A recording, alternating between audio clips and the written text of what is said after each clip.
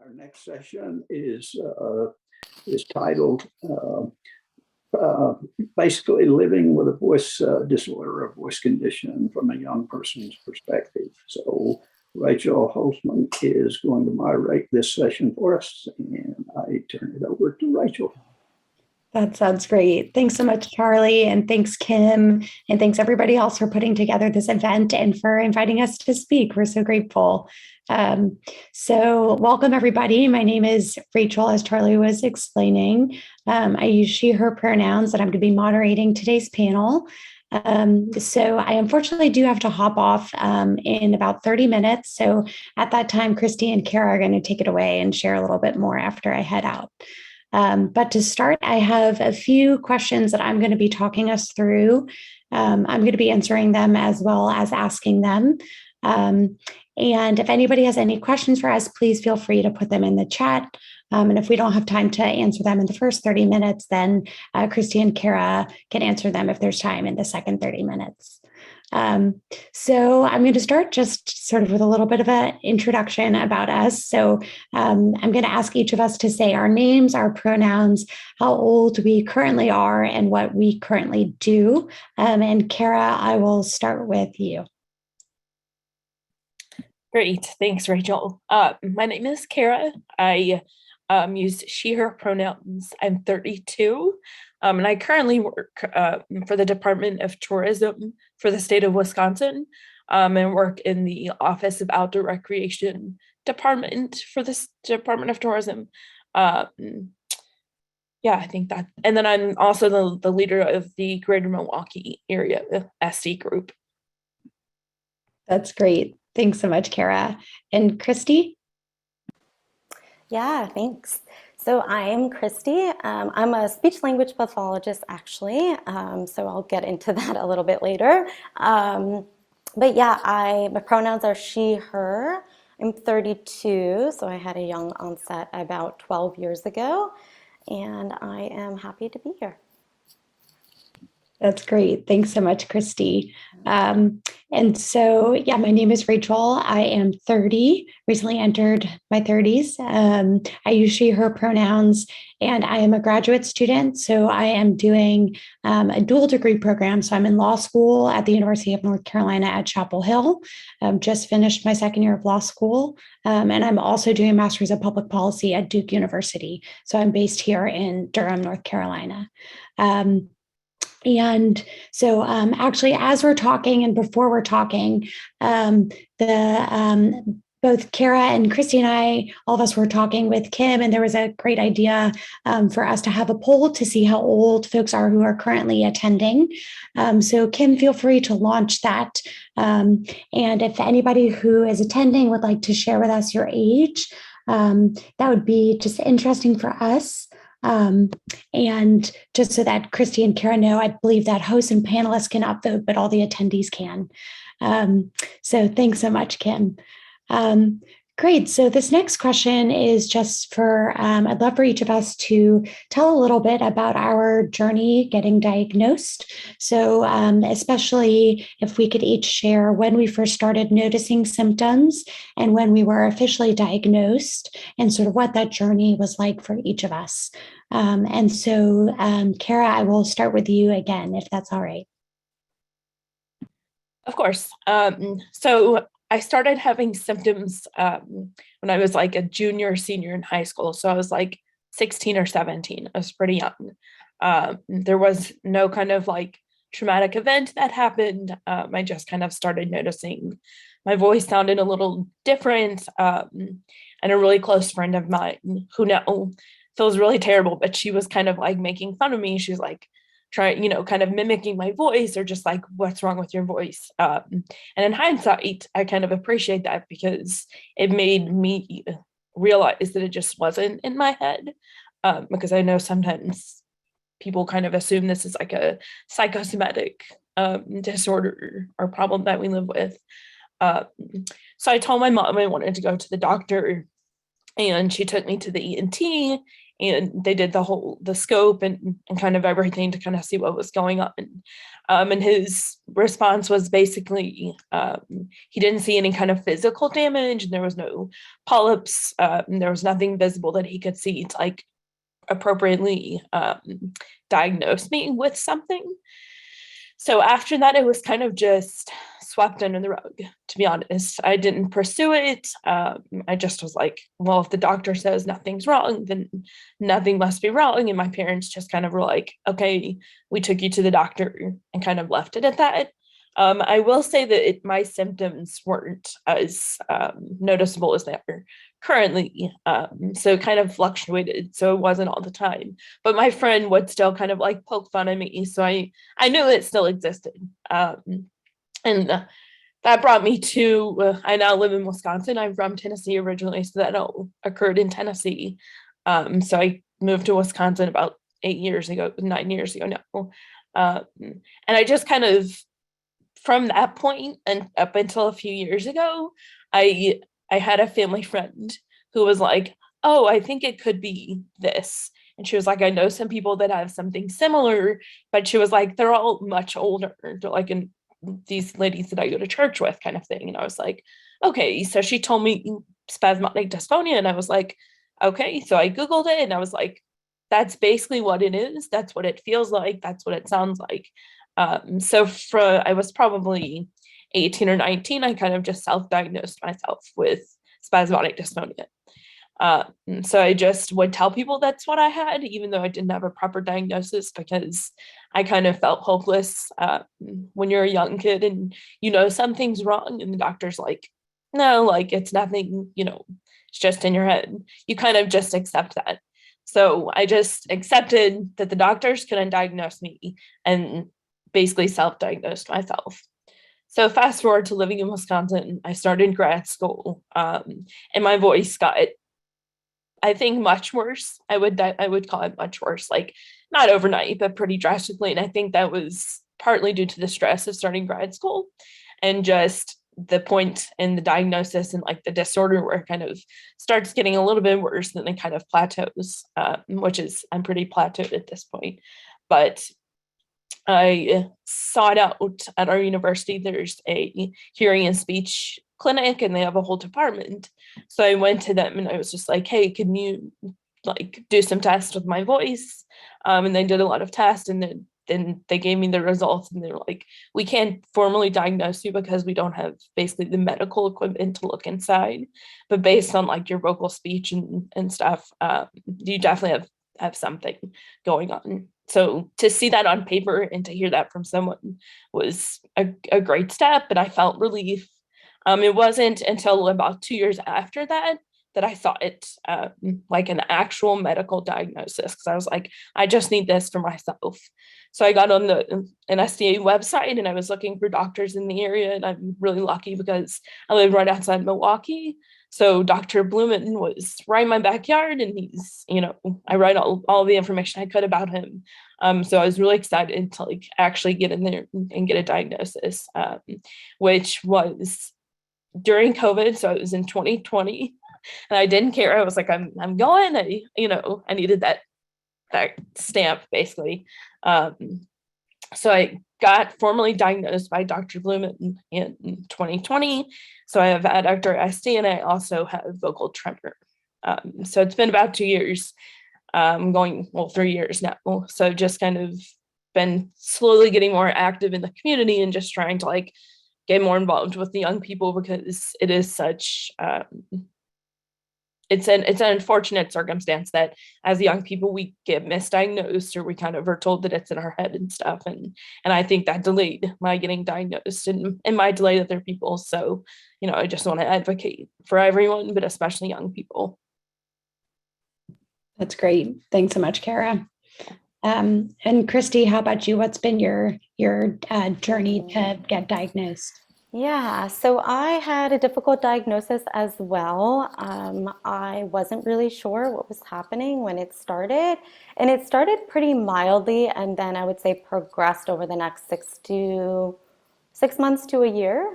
So I was in customer service at the time in higher education, And so I just started experiencing points where I couldn't get words out. It felt really difficult to speak all of a sudden. And similar to Kara, I had other people start to not necessarily comment on my voice, but ask me if I was sick. And that was the point where I really realized, I'm sure many people can relate to that. That was the point that I really realized that, okay, something's off. I can't blame it on a cold. I can't blame it on allergies, because that's kind of what I had been blaming it on. And I was like, okay, something's off. So that was the point around, I think that was 6 months, maybe even like 8 months into the symptoms, that I decided to go to a doctor. I went to, I think it was a primary care physician. They, of course, didn't really know what was going on. They said, just kind of rest your voice a little bit. So I was diagnosed with reflux, mostly at that point, which it was not reflux, obviously. And then I went to, I would say, 4 maybe physicians before I got an accurate diagnosis, which I know is not uncommon. I then went to an ENT who actually diagnosed me with muscle tension dysphonia. And I do think I had a severe component of that at the time, but it was kind of masking my SD symptoms. So I didn't get the diagnosis of spasmodic dysphonia at that time. I basically was told at that point that I have muscle tension, and all I needed to do was do a few sessions of voice therapy and I'd be good. And then fast forward like a few months later, and it still wasn't quite responding the way that they had expected. And so I was working with a speech pathologist, and he was kind of listening to my voice and recognizing that there was more going on, possibly than just the MTD. And that's when I got the specialized diagnosis of spasmodic dysphonia. So I would say all in all, maybe it was 1.5 years.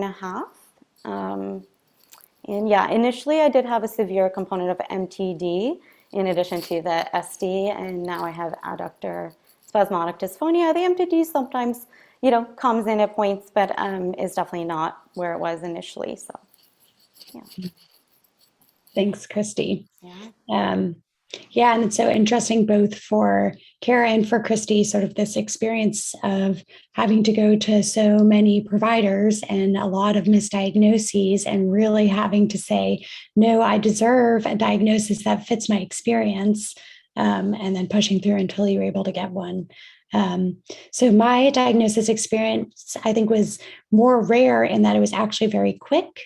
So I started noticing symptoms around February of 2017. And I was doing Peace Corps at the time, so I was in Nepal. And the only place that I could get cell phone service to call my family was the top of the chicken coop. And so I used to go and sit there and call my folks back home, at least once a week. And the place, it was like, a mud stair, like underneath this like sort of awning. And I was sort of like hunched over always when I was calling. And my family, actually it was my sister who started to notice that I was sounding different. And she was asking me if I was feeling okay.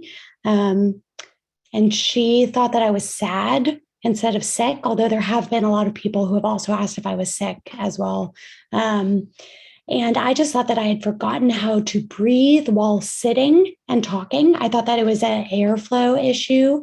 And so I remember like trying to sit up and like really take deep breaths as I was talking on the phone.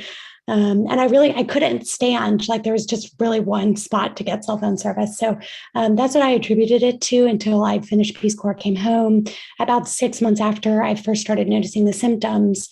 And I was out to drinks with a friend who's a speech language pathologist. And she was talking about her work and how some of her clients have difficulty speaking. And I had never thought about the fact that there are voice disorders. I thought some people either could not speak at all, or people had full control and function of their vocal cords. And so talking with her and realizing that there's actually a lot of experiences in the middle led me to going to the place where she was interning, actually at the time. And I got diagnosed from the ENT she was working with. And it was the very first time I went to see a doctor about it. So I realized that was very unique. And I would not have thought to go and see an ENT if I had not met with her. So it was a lot of just circumstance. And so it was probably, about 6 months from first noticing the symptoms until getting my diagnosis. Um, so for this next question, I wanted to ask each of us to talk a little bit about the ways that having spasmodic dysphonia has affected our lives, and sort of recognizing that, right, we're all multifaceted people. We have many different facets of our lives, and the way that SD affects some aspects of our lives might be different than the way it affects other aspects. So I'd like us each to focus on the ways that it affects our professional lives as young professionals early in our careers, and the ways that it affects our social lives as young people who are socializing with other young folks. And I recognize some of this will be similar to people who are not in their 30s, and some of it also will be unique to our experience. And so I will start again with Kara. Thanks, Rachel. I'll touch on professionally first. I cannot 100% say, but I can say with great confidence that I have probably not gotten certain jobs because of my voice. Because just inevitably, when you hear someone talk with SD, and you don't know that they have SD, they sound nervous, they don't sound confident, they sound like maybe they aren't, well-versed in the subject matter, or just anything, just those are all the things I kind of have concluded, essentially. So I think a few years ago, after I was officially diagnosed, I just started telling people at the beginning of an interview, like, hey, I have this voice disorder. If I sound sick or like I'm crying, that's just my voice. That's just what it sounds like. Because I find that if I kind of tell it up front, then there's not these assumptions or conclusions. Because, when I'm talking, I can, I hear it. I know that it's there. So I can just only imagine what they must, assume about me. Like, oh, she's maybe never done an interview before, which obviously is not the case, but it's like my voice is sounding trembly. And it's like, you would think that I'm so nervous and just have never talked on a Zoom, because obviously since COVID, there's a lot of Zoom interviews and stuff.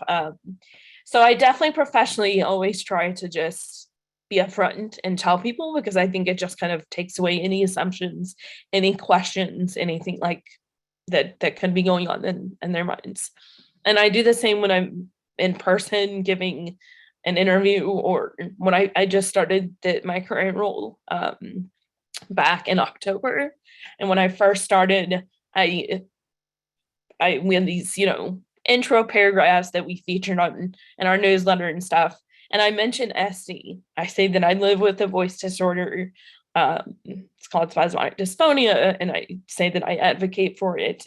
And I kind of just really make it prominent in my professional career, because even if you tell someone once, they might forget. And it's just, I kind of will always in a meeting, or if I'm presenting, like I said, in front of a group of people, I'll just kind of say it, and just that's the first thing that I say, because that also puts me at ease. If I'm giving, if I've told people, then I kind of takes a little bit of the stress, which obviously makes your voice sound worse when you're stressed and nervous. So I always just be upfront. And I know some people don't think that people with SD or any kind of disorder or disability should have to, because it's, it shouldn't matter. But I know for me personally that it helps. It definitely makes me feel more at ease, comfortable. I'm able to talk better than I think I would be otherwise. So I just kind of try to make it prominent in my professional life, so people know. I have a sign up in my cubicle that's like, I have this voice disorder. I put a description, if you want to learn more about it, just feel free to ask if you're interested. And I also serve on we have an internal DEAI task force, so diversity, equity, accessibility, and inclusion task force. And I'm very active about including people with non-visible disabilities or disorders. Because if people were to, look at it, most of us with SD, there's no physical symbol that shows that we have this disorder. So I try to advocate pretty heavily with that as well. In my social life, I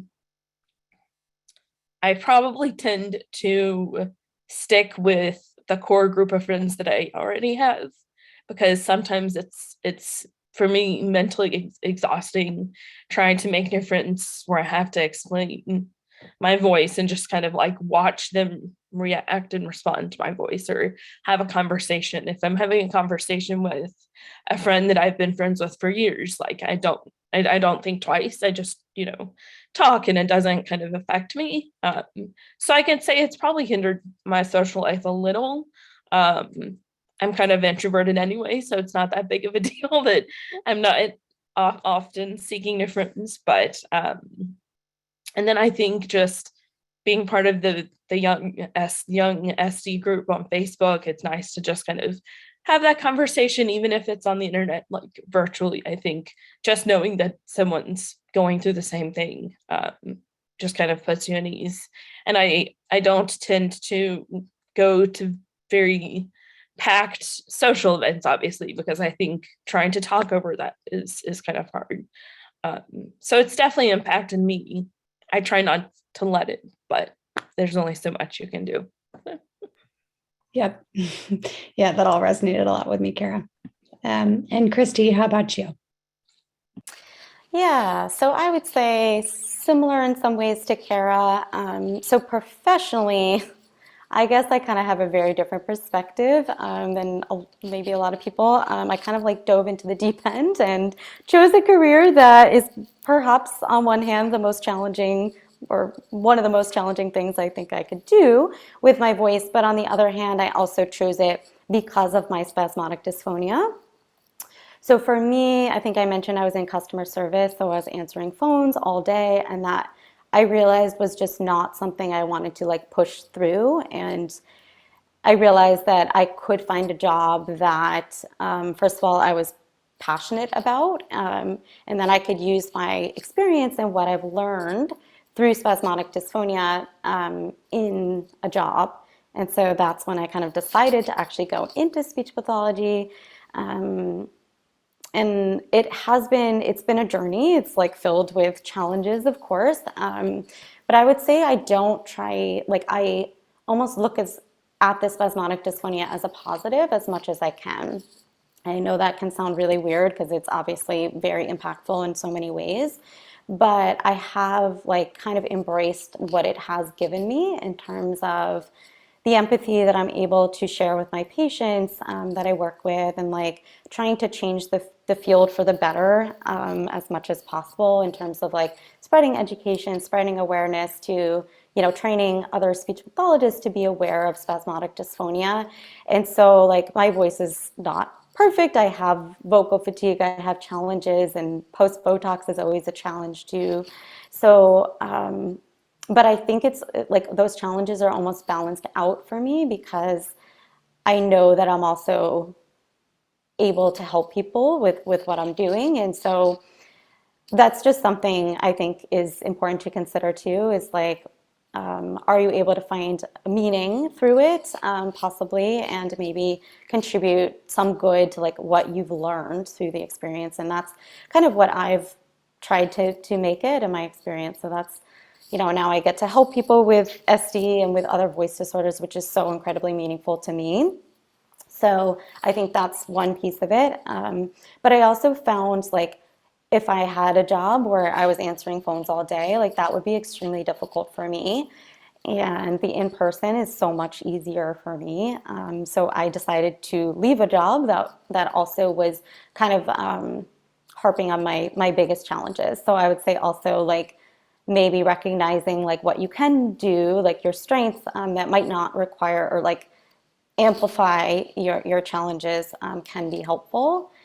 So that's kind of my professional experience. And then I will say like earlier on too, I had a lot of challenges. I had to speak a lot publicly. And this was before I even knew what was going on. And so I remember like introducing myself in front of a group of people would be very difficult. And I had a lot of like emotional reaction to that when my voice was not sounding how I wanted it to. And similar to Kara, it was like, I was very wrapped up in the assumptions of what other people would think of me because of the voice. And I think that was a point that I was not very open about it. I didn't even know what it was. And then even when I did, I wasn't very open about it because I thought it was something like I needed to hide. And kind of like pointing to what Kara was saying, like I was worried that if I had spoken about it, it would make others like think less of me for jobs or interviews. And then I soon realized like what Kara said, like as I became more open about it, it just like decreased the pressure on me. And then people weren't making assumptions, like, right? People weren't guessing what was happening. They knew that I wasn't nervous. They knew that I wasn't, it wasn't stressed. It was just my voice that was reflecting all of that, that didn't necessarily reflect how I actually felt. So I think being open about it in professional situations was really, really helpful for jobs, but before meetings. So I kind of took an approach similar to Kara in that way too.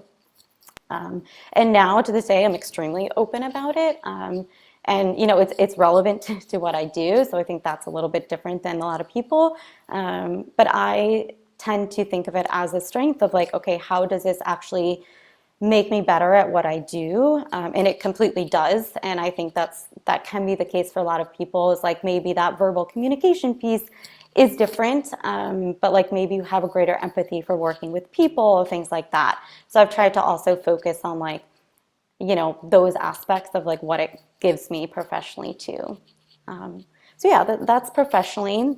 And then socially, I would say at this point, it's hard because I do still experience obviously the challenges when I have, bad voice periods. And it does make it kind of you more likely to not want to socialize. But I try to like not let my voice disorder make those decisions for me. So if I want to go like out or to a friend's place or something, I'm still going to do it.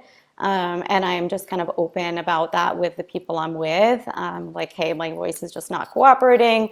And so I think like finding a good group of friends and like a good support network is really important, because sometimes I've, just asked my friends, can we do something outside? I'm post Botox. My voice is just, I really can't speak over noise. Can we do something like quieter? And so I think like finding a good group of friends that allows you to do that and family is really important.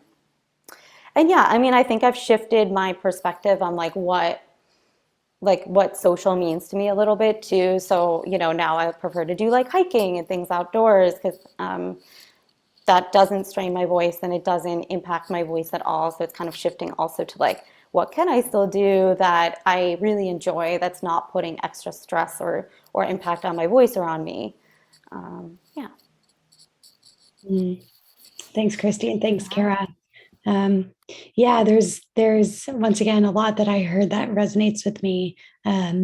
So yeah, I guess to start socially, so I'm very extroverted. I'm an organizer. I love organizing events and music concerts and protests and academic conversations, and I get my energy around people. So when I was first diagnosed, I was in DC and living a very loud life. I would host house concerts. I worked at the farmer's market. And similar to Kara and Christie, what you both shared, and this is true on the professional side as well, I found that telling people up front put me at ease and helped me get out of my head about what the other people were thinking, both in terms of the actual interaction with friends or people I was dating, but also in terms of planning. Like if I was planning something fun, I would just be really honest, like this week, it's hard for me to speak loudly, so I'm going to plan this, but hey, housemate, can you be the one to introduce the concert? Like I'll plan everything else, but you need to do the talking. And I think just being very cognizant of what I needed and then verbal about it was really helpful. I think socially also, as somebody who has been dating as I've had SD and first diagnosed with SD, I think it's really encouraged me to be vulnerable very early. I've been with my current partner for 2 years now, and I think one of the things that was so helpful was just realizing how early on I felt comfortable sharing my voice disorder with him and how supportive he's been from the beginning. It's really a good litmus test for partners and friends. And I think, yeah, especially, I don't know, most young people I know are really able to project a lot and are used to being in loud spaces where they need to project. And so to be a young person who can neither project nor enjoys being in too loud of spaces where I can't project, I think that, yeah, it just, it's unique to those of us who are young and have SD. I think starting the Facebook group was something that I was really excited about because I wanted to talk to other young people who were going on dates and were trying to figure out bars and were trying to figure out first interviews or second interviews, but, not 10th interviews, like, still early in our career, and sort of what it meant interpersonally to sound different and to have a different experience of air coming out of our mouths and sort of like what that felt like. So for me, I've also felt a lot of social and emotional support from the Young SDers Facebook page, specifically having other people who are 35 and younger to relate with.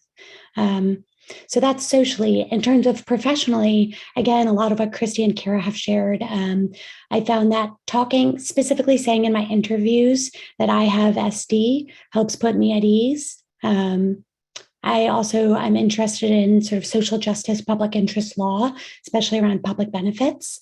And I think actually it helps to be able to say, especially as an otherwise privileged cis hetero white woman who has not grown up in poverty and who has not been at the receiving end of systems of oppression before my voice disorder. By and large, I'm Jewish, but I'm also white, and so there's like a privilege that comes in that.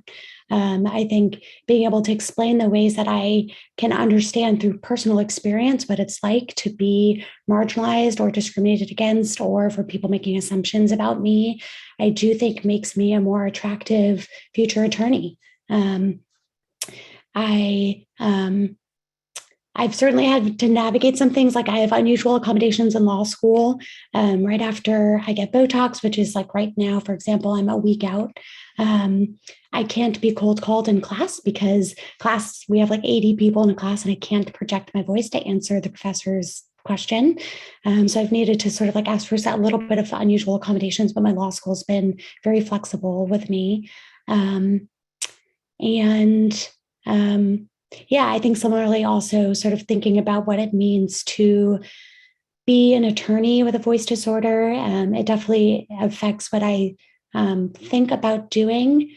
But then, it's sort of like it does affect me. And then I try to make sure it doesn't control me. And then it still does, it's like sort of constant dance. Like if I have Botox and I need to go to court, then I will just make sure that I have a microphone and the judge can make sure that she or he or they listen closely for my answer. And hopefully it will make my clients feel more comfortable with me because I can relate. The other folks will just have to deal with my voice sounding different at times because it does not affect my brain. So I think I'm still sort of figuring out what some of those will look like because I'm not yet an attorney, but I will be one in a year. And I have a little bit of an attitude like they're going to just have to deal with it. Like I'm going to say what I need. And I'm going to try to encourage myself to show up as fully as I can. And then I'm going to need the other people around me to have grace and to know that I still know what I'm speaking about, even if my voice sounds different. And in a career where confidence makes a huge difference, I will really be relying on the other people around me to work with me. So some of it's yet to be seen how it works out, but I have trust that it will work out. So I unfortunately do have to hop off, but I'm going to leave Kara and Christie with 2 questions, which I imagine you all will speak about as well. And one I know sort of Christie has a lot of experience with professionally, but the first is what treatments or coping mechanisms have you all found especially helpful? So be that Botox, like what I receive, I receive 0.5 units every 5 months, and that works really well for me. I have fairly mild SD, or whether it's speech therapy, or whether it's sort of non-clinical interventions as well. I'd love if y'all could speak about that. and also just sort of coping in terms of also not doing anything, like the emotional process of coping. And then if y'all could also speak about some sort of resources that you think are helpful that currently exist for young people, and or what do you think are some young people-centered resources that you wish existed? So I'm leaving with you all with a lot, but thanks again, Christie and Kara, so much for coming and talking. I'm going to leave my email in the chat for anybody who would like to reach out. And with that, I will turn it over to Christie to lead this next section. Thanks so much, Rachel. Rachel, thank you very much for leading the discussion, and more importantly, thank you for all you're doing. And it's just fantastic. You're willing to open up and share, all of you, with everybody, and that's commendable. And I applaud you, and thank you for all you're doing for our organization and for the dysphonia community. So it's fantastic. Thank you so much. Thanks, Charlie. Thanks, Bye, Rachel. everyone. Okay, everybody. So thank you so much to Rachel for leading the first part of the discussion. And like Rachel was saying, we're going to hop into, I think the next question would be treatment and coping mechanisms. So if Kara, you want to talk a little bit about your experience. I know it's so different from person to person. So yeah, if you want to talk a little bit about your experience, that would be great. Sure. So in my initial research of SD, after I went to the voice clinic and kind of realized there was more going on, and then I started searching for a doctor on the NSD website, I just kind of also was looking at treatment options. And I don't think I ever assumed that there was a cure once I realized that it's, a neurological disorder, and it's kind of things like that are difficult to find an actual cure for. So I kind of was anticipating just being prepared to seek treatment as opposed to a cure. And because I also have vocal tremor, the treatment is really difficult. I have never gotten Botox. I've never tried. For me, I don't think it's to the point where I would want to seek out Botox, because I know often with people with SD and additional voice disorders, it doesn't always work. It's not always effective. So once I realized that, I think I can, and I'm also, I should say from a personal perspective, I'm more of like a naturopath, where I try to limit, I guess you could say, modern medicine. I try to let my body heal itself as much as I can. So I think the idea of Botox for me personally, one, that it might not be effective, and two, I didn't necessarily want to put that in my body, and I have nothing against it. I think it's an amazing treatment option for people with SD, because I have seen obviously the evidence that it works so well. But those were just kind of two reasons I haven't sought out Botox. And as my voice maybe does get a little worse, or I become, more interested, I may seek it out. But at this point, I haven't. And I think that's fair. And I think I'm coping with it just as is. And I think telling people that I have it kind of helps, definitely, and just living with it, basically. There's always a struggle, but I just kind of, I cope, and I live with it. And sometimes when people ask me if I'm sick, I just say, yep, it's allergies, just to, move on from the whole subject. So it doesn't always bother me. I will say there's sometimes at the end of the day where I can hardly speak, if it's been a very voice-filled day at like my job or something. So coping with that when I get home, and my husband and I try to interact. Sometimes I just tell him like, hey, I don't want to talk the rest of the night. And that I think is a struggle for me, because I wish that wasn't the case. So that's where I kind of have to cope more emotionally when it comes to I would love to have conversations about things with some people, but sometimes my voice I just can't. I just simply can't. And I just have to tell them, and that's kind of what it is. Um, I am actively seeking research opportunities to participate in. So I just recently got approved to participate in a Harvard study. They have a few studies going on at Harvard, so I'm going to be participating in those. And that's really something that I am interested in. And I think sometimes people with multiple voice disorders, such as I have the tremor, it kind of sets you aside and you're not also able to participate. So I'm really excited for some of these opportunities. So I think for me, just being able to participate in the search for a treatment is something that matters greatly to me, even though I can't maybe not participate in some of the treatments that exist. And I haven't actually done any speech classes just because one time it's hard. I have a lot of stuff going on in my life, but also I'm just kind of living with it. I'm coping. It hasn't gotten to that point for me personally.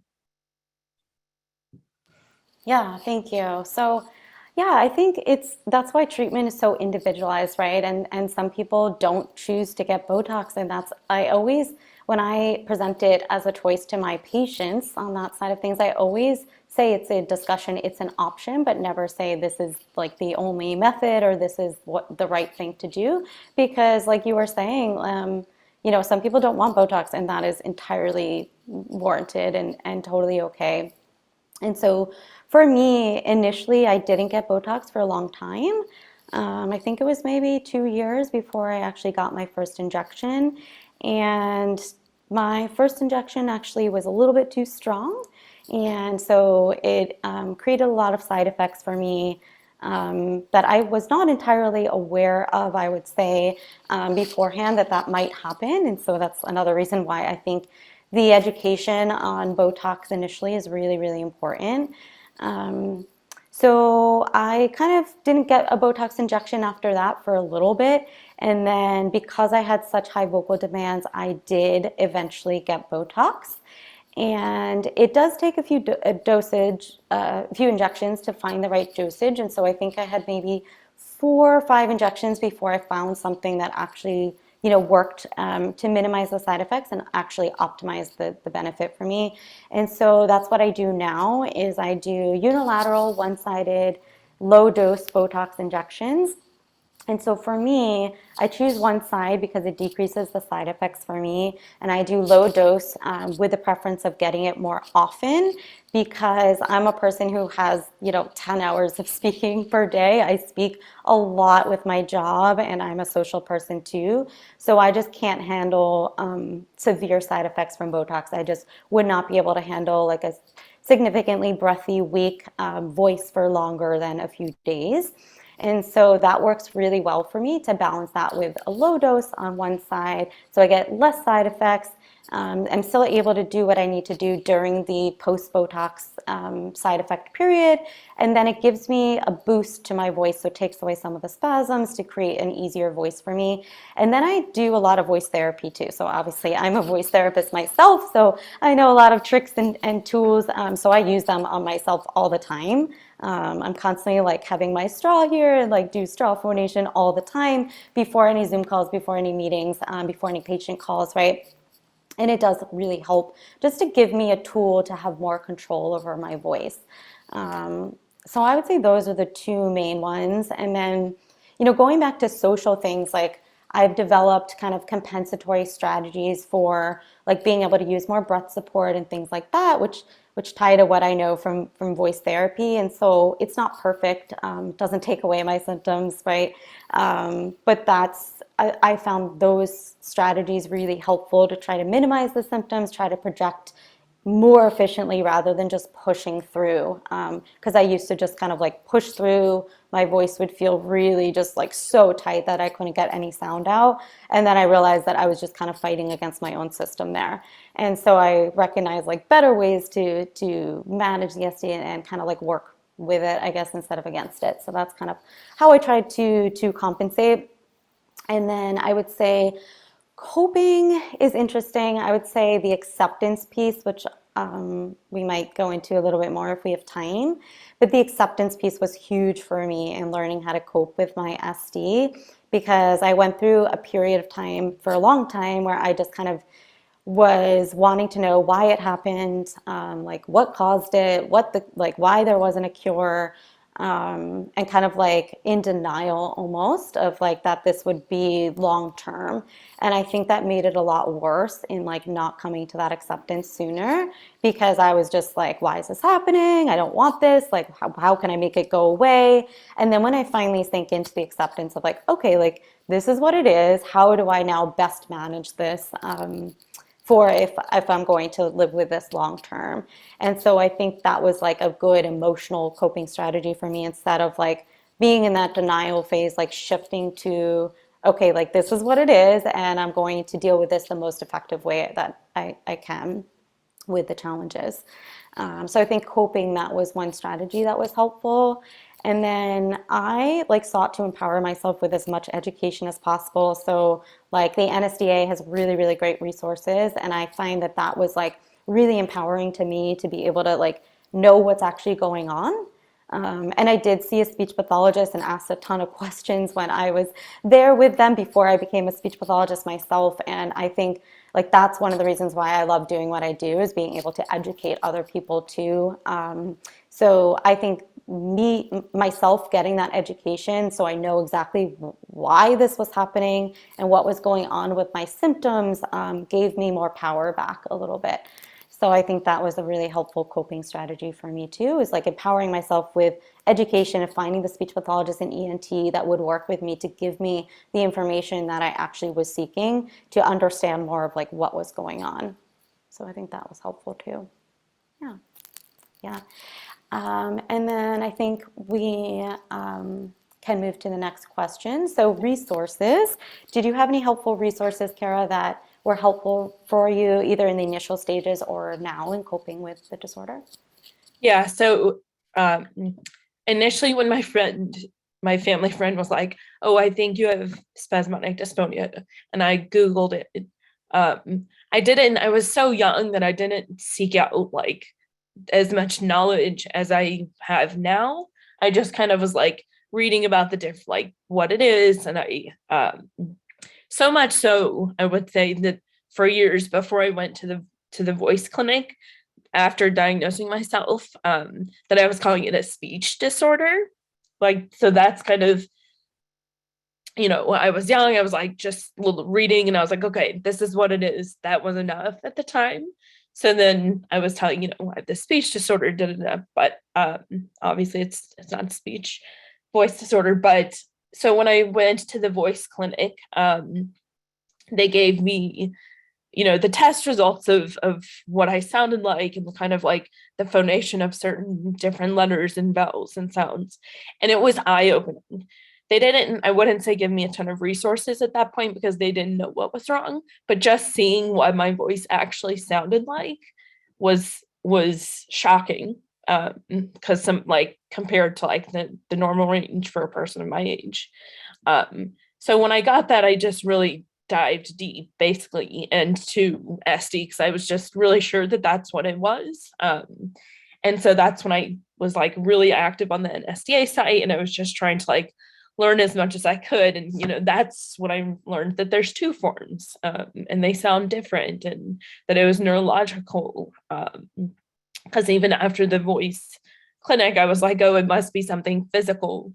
Because I can, we can kind of feel the lack of getting the word out, but it's like, going to the NSDA site, I can say was like the best thing to happen. One, I found Dr. Blumen. Two, that's where most of the information, research, studies, just all of the things that I needed to learn was all in one place. So I can't stress it enough, and I know everyone here probably has looked on their website, but it's been the best place for me to go and read that stuff. And as a young person, for like young SDers or people that are young that are looking for resources, I know the NSDA website can maybe be a little overwhelming. And that's probably just because it's a fresh diagnosis, or you're just young and you're just trying to learn about it and kind of get some basic information. But I still think that's a great resource. And then, of course, the Facebook page, so you can interact with other people that are young. I think that's really important. And I think just being involved in the community is a resource in itself, and it's just so helpful to like be able to interact with people with the same issues. So Yeah, absolutely. Thank you. And I agree. I think the resources on the NSDA website initially, when I first got diagnosed, were really helpful and still are probably the most helpful, I would say, to a lot of people. There are multiple Facebook groups with, for spasmodic dysphonia. I think there's one bigger one too. But I would just say, like, there are a lot of opinions and things that might not be evidence-based on there too. So I would say that one of the more important things for me was like finding out things that were like based in evidence and research, and like knowing what the newest research was. And I think the NSDA is a really, really good resource for that, as well as the Young SD Facebook page. I have a Facebook page too for patients who are just trying to get more support, and I love supporting my patients through that, and just anyone who wants to get more support and education that's like from the evidence-based side of things. So I think that's, trying to do my part in spreading accurate education too. And yeah, I mean, in terms of resources that I wish I had initially, I would say I wish I did not go to any support groups. And I think it was partially because I was in denial, maybe initially, of like having it. But I would say I kind of wish I had, just to be able to talk with other people who had it. I kind of just was like toughing it out myself, and I wish I had connected with more people earlier on who had spasmodic dysphonia, obviously, and now I'm very well versed and like connected in the community, which has been like such a positive impact on me.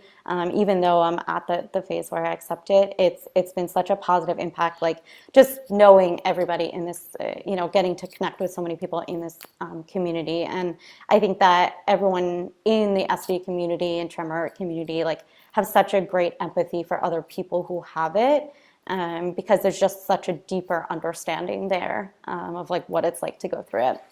So I think that is all really helpful. And then I would say like reach out to people too. Like if you're a young person with SD, like go on the Facebook page, like just reach out to somebody, even if you don't want to join like events or support group meetings, like just reaching out to one other person who has it can like help validate your experience, and just like kind of you can learn some tips. And I think just that connection piece is really huge. I would say that too. Yeah. So Kara, is there anything that you wish you had that you didn't have earlier on? I think, like you said, support groups, and now I'm a leader of one of the support groups. We haven't met in person yet because, COVID situation still. But I think, as a young person, sometimes you think like, oh, I don't need to go to that. It's like, I'm not going to, how would I benefit from that? It's like, all of those kinds of like things kind of run through your head. But it honestly, just getting together either through these events and these meetings, or hosting a group or attending a group, or just even simply like, I was the area contact person before I was like the leader of the Milwaukee group. And just when people reached out via email, like I just, even in that exchange, was like, this is such a great conversation, and just ability to support one another and kind of relate on so many different things. So it's like, I wish early on I had made more of an effort to kind of get involved. Granted, my official diagnosis has only been going on 3 years, but even so, like when I thought I had it, or maybe just kind of getting resources before, not waiting up until I had the official diagnosis, would have been a little more helpful for me. But I didn't know where to look because, like I said, I didn't have an official diagnosis, so that's also hard. Waiting, you think you have something and you're just like waiting for someone to tell you what it is. So it's like, I think the delayed diagnosis kind of impacts people's ability to get that knowledge. But I think also, like you said, making sure you're looking at it and understanding science-based evidence is really important, because like you mentioned on the Facebook groups, a lot of people, there's a lot of anecdotal stuff or personal experiences that might have helped them, but there's just no science to back it. So I think that's where I looked to the NSDA, because they have a lot of the scientific evidence and stuff. So having that up front was really nice. But yeah, I think just getting more involved early on would have been, for me personally, having a community to talk to would have been better. And that's on me. That's, that's not on anyone else. But I think once I kind of realized, it was like, this is such an outlet for, for me, that it started helping. Yeah, thank you. Yeah, and one thing you mentioned too is like taking on the lead, like more of a leadership role too, and that's something that has helped me personally too. Like I love giving back, or like being able to share my experiences with others too. And I think like that has been part of my healing process with SD too, is like being able to also like just relate to others in that way. So yeah, I relate to that for sure. Great. So there's a few questions I will answer here. And then if anyone has any other questions, we can take more questions too in the chat as well. So I think people are asking what dosage I get. So I get one side, like I said, I was getting 1.0 for a while, and now I'm getting 1.25 unilaterally. And the reason for the jump was just because I have really high vocal demands. So I wanted to test out what 1.25 would do. And so I'll probably stick with that for a bit. I'm lucky to have a really, really great physician who, like, I get accurate injections like every time I go. And I think that's one really, really important thing is like, if you're considering Botox, to definitely go to a physician who like is very well versed in Botox, does this all the time, has Botox clinics, and they're laryngologists, so they specialize in voice. And so I have been lucky in finding people who are very well versed in SD in the field. So I get pretty consistent injections, which I'm grateful for. And so I get 1.25 unilaterally, and then my side effects will be breathy voice, weak voice for up to like maybe 2 weeks. But for me, it's mild. I think I perceive it a lot more because I just know so much about my own voice and voice production and all that. So I'm kind of like hypersensitive to all of that. But again, like I'm not having a severely breathy voice, and I just can't handle that. So that's why I do the dose that I do. And then in terms of, do you have to try different doctors? Yeah, so I will say that I've been lucky in that sense, and doing my research, and because I'm in the field too, I'm kind of privy to who's, really well versed in Botox and spasmodic dysphonia. But I will say that it can take, a few tries. If you find that you're not getting accurate Botox injections, or they're just not consistent for you, that can happen. But I would definitely make sure that you're going to a physician that's very well versed in Botox. I will say that. And traveling, I'm lucky again. I live in a major city, so I'm lucky that I don't have to travel. I'm out in LA, and I was previously in New York and Boston, so I was lucky that I didn't really have to travel very far for my injections. But I know some people do. And so that is definitely something to weigh, like the cost of traveling as well, which is usually not covered for those injections. For young people, does Botox? Yeah, so my insurance does pay for Botox. It depends on what insurance you have. So I definitely look at your plan and see if it covers Botox injections up front. They'll usually have to do like a prior authorization, which means that they make sure that it will be covered, or tell you whether or not it's covered before you get the Botox injection. So definitely just check with your doctor, check with your insurance beforehand, so you know what that information is. And then in terms of the voice exercises that I do daily, there are a few videos actually that I've done for the NSDA previously that kind of go through in more depth what I would do for like managing louder situations, for projecting your voice through masks and all of that. But I do, like, I love straw phonation, which is like I basically blow bubbles with sound in water, which I demonstrate on one of those videos as well. That's on the NSD website, I believe. And I do hums, so like resonant hums, to kind of just like get my voice focused here, which gives me more output, more efficient output for less work. And airflow is one of the biggest components too. So I'll warm up my voice with some sentences that I know are designed to like generate more airflow, because oftentimes with SD we can be more constricted and tend to just like hold our breath and push past everything, which just generates more tension. So those are kind of the main aspects that I do. And again, I'll put my email here too, and the videos as well are on, I believe, the NSU website if anyone is interested. So I'm going to type my email here, but if there are any, and I think Kim just linked to the, thank you, Kim. So I will put my email here. You can find my Facebook group. I know Sharon just asked as well. You can find my Facebook group if you're interested as well here. So I'll put my email here. But if anyone has any other questions, we can wrap up with any other questions. Okay. Thank you so much, everybody. Thank you so much, Kara. Yeah, thanks. This was great. Thanks, Kim, for having us and everybody for being here. I'll put my email in the chat box as well, especially if you're in the Milwaukee area, of course. Shameless plug. And you're still hosting virtual meetings also, Kara. You did a beautiful job with the first one that we did a few weeks ago. And, I just want to thank both of you because, Christie, you have just been an invaluable resource for us as an organization, and including as we expand the mission to include related voice conditions and preparing fact sheets for us.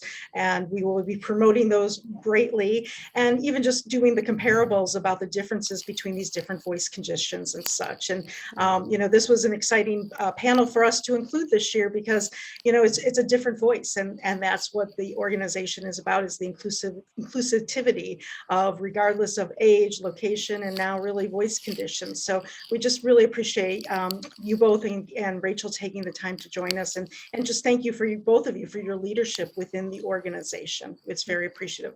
I feel like I don't know, we could have paid you for all of the support you gave to our organization and the website on the conversation. So thank you for that. It's very wonderful to know that the website is making a difference and that we're providing the information that is helpful. So we really do appreciate that.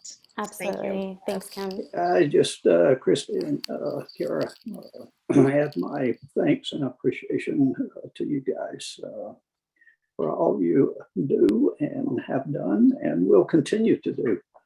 So it's fantastic, and you guys are helping so many other people with your willingness to talk about your condition and experiences that you have. And it's difficult for people to step out and talk about their voice condition. And as both of you and Rachel talked about, when we first start having voice conditions, it's like you're in this denial state and you're doing everything you can to kind of cover it up, and you really don't want people to know about it. So it's a journey that we all go through, and I commend you guys for taking that journey and going through it very quickly, really, and now becoming strong advocates for everyone with a voice condition. And I appreciate you guys commenting too about the website, and particularly the fact that the information we have on the website is always vetted, reviewed by our medical professionals. So what's on the website is what our medical professionals have reviewed, and sometimes Christie has certainly helped us, and as you mentioned, some of the videos. So that's important. So I appreciate you guys saying that and helping us get that message out to the community too. So thank you very much. Super job. All righty, we're going to wrap up this session, and there'll be some more videos. My name is Eastern Laura time. Aruba, and I live in Atlanta, Georgia. I have adductor spasmodic dysphonia, which is also known as laryngeal dystonia. In the early days of my journey with this vocal disorder, I mourned the loss of my voice because the voice is an integral part of one's identity. I experienced grief because a part of myself, my pre-SD voice, was gone forever. Although the Botox injections help my voice sound normal to other people, I know it's not my true original voice. Eventually, I moved towards acceptance. I realized that when we lose something, sometimes we find something else that we might not have sought otherwise. Having SD has enriched my life because I have embraced alternative ways of expressing my thoughts and feelings, such as journal writing and visual art. The self-portrait was created with acrylic paint and stencils that I made myself. Starting with a photograph, I traced it onto hard plastic. Then using an X-Acto knife, I cut out the dark areas, carefully leaving enough material to keep the image intact. Then I applied paint onto the canvas through the negative space. I think this piece of art encapsulates how I've come to accept the changes with my voice.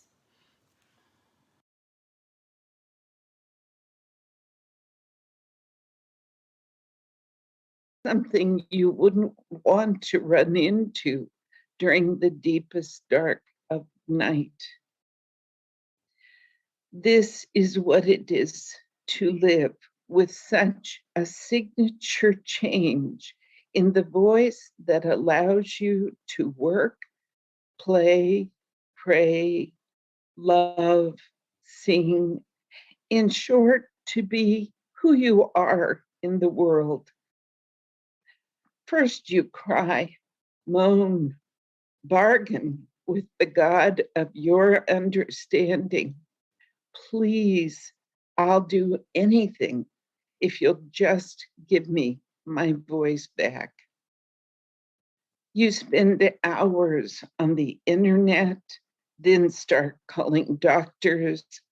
If you're lucky, you find a good otolaryngologist who evaluates you, diagnoses your condition, then starts Botox injections into your larynx every 2 to 3 months for the rest of your life.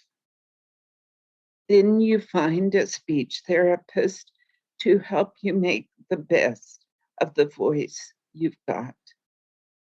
You begin to have dreams that you'll wake up and your former voice will return, that you won't have to leave your job because you can't speak well enough to be clearly understood, that your grandchildren will want you to read a book to them before they go to bed. Finally, you begin to accept your changed voice and adjust to what life has brought your way. You start learning how to live with your new voice and rely on the kindness and expertise of those who want to help you. You hold your head up high. Learn to tell others that you have a vocal dysphonia, and you go on with your life much kinder, wiser, and more loving than before.